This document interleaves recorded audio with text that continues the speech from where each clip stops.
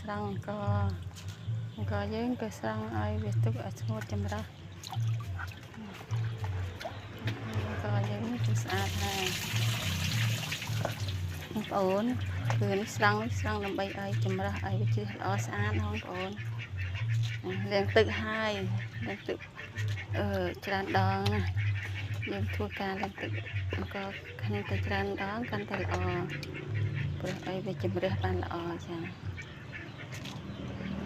ហើយយើងស្រង់បែបនេះស្រង់ពីទឹកមកវាអាចមានជាតិដីជាតិអីវាអាចនៅក្នុងទឹកនេះចាហើយយើងស្រង់យកទៅចិនក៏ចេះវាអត់មានដីទេចានេះគឺការសម្រេចរបស់ខ្ញុំ